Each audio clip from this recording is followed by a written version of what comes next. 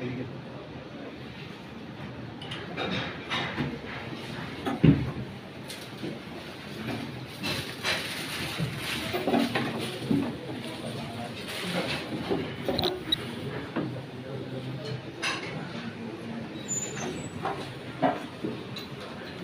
সবাইকে।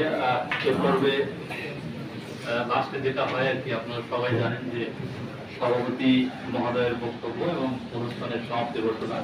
এই পর্যায়ে আমি সভাপতি মহোদয়কে বিনীত অনুরোধ জানাচ্ছি কিছু বলে অনুষ্ঠানের সমাপ্তি ঘোষণা রাখবেন। ধন্যবাদ। সহকারী পরিচালক প্রবাসী রানার্স কল্যাণ বোর্ড মিটিং আছে। আপনারা আজকে সবাই এখানে যে উদ্দেশ্যে সমবেত হয়েছেন তা হচ্ছে প্রবাসী কল্যাণ ও বৈদেশিক কর্মসংস্থান মন্ত্রণালয়ের অধীনস্থ একটি প্রতিষ্ঠান ওয়েজ আর্নার্স কল্যাণ বোর্ড, ওই কল্যাণ বোর্ড কর্তৃক আয়োজিত আজকে আমাদের এই যে কর্মশালা ছিল, এই কর্মশালায় আপনারা যারা আছেন প্রবাসী ভাইরা, আমাদের সম্মানিত ইউনিয়ন পরিষদ চেয়ারম্যানবৃন্দ এবং চাঁদপুর উপজেলার বিভিন্ন দপ্তরের সংশ্লিষ্ট দপ্তরের সরকারি কর্মকর্তাবৃন্দ, সবাইকে আমার আন্তরিক শুভেচ্ছা এবং অভিনন্দন জানাই। আপনারা সবাই অবগত আছেন যে আমাদের দেশের অর্থনীতির জন্য আমাদের যে প্রবাসী ভাইরা আছে তাদের অবদান যে কতটা গুরুত্বপূর্ণ ভূমিকা পালন করে। আমাদের দেশের যে সর্বোচ্চ যে আপনার বৈদেশিক মুদ্রা অর্জনকারী যে খাত গার্মেন্টস শিল্প, গার্মেন্টস শিল্পের পরই আপনাদের অবস্থান। আপনাদের যে রেমিটেন্স আপনারা যে অর্জন করে পাঠান, এই রেমিটেন্সের উপরেই কিন্তু আমাদের অর্থনীতির একটি সিংহভাগ শক্ত ভিত্তির উপর দাঁড়িয়ে আছে। আমরা এই বিশ্বের মুখে একটি উন্নত এবং সমৃদ্ধশালী বাংলাদেশ গড়ার যে স্বপ্ন দেখছি, সেই স্বপ্নের ভিত্তি কিন্তু আপনাদের শ্রমের উপর নির্মিত।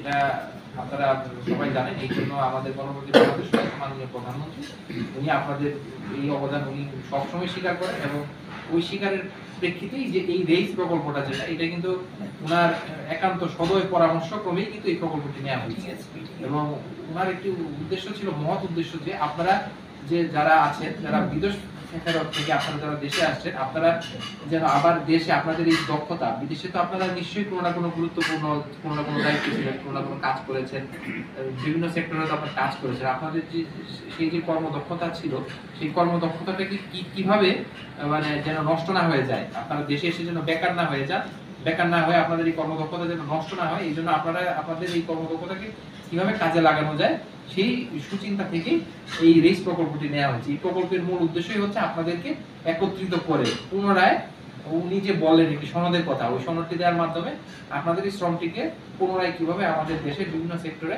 অথবা আপনারা যদি আবার যদি বিদেশ যেতে চান, আবার আপনাদের কিভাবে বিদেশ পাঠানো যায়, সেই যে কর্মপরিকল্পনা, সেই কর্মপরিকল্পনার উদ্দেশ্যে এই প্রকল্পটি নেওয়া হয়েছে। এই প্রকল্পের আজকে যে আমরা অবৈধকরণ সভা এবং এই কর্মশালাটি করলাম, এই কর্মশালায় আপনারা যারা উপস্থিত হয়েছেন, আপনারা নিশ্চয়ই এই কর্মশালার বিস্তারিত সম্পর্কে বিস্তারিত আপনারা জেনেছেন, কোথায় যোগাযোগ করতে হবে, কি করতে হবে, সবকিছু আপনারা অবগত হয়েছেন। আমরা আশা করব আমাদের এই কর্মশালা থেকে আপনারা যে জ্ঞান অর্জন করলেন, যে একটা মুভমেন্ট আপনারা পেলেন, যে প্রেরণা আপনারা পেলেন, এই প্রেরণাটিকে আপনারা কাজে লাগাবেন।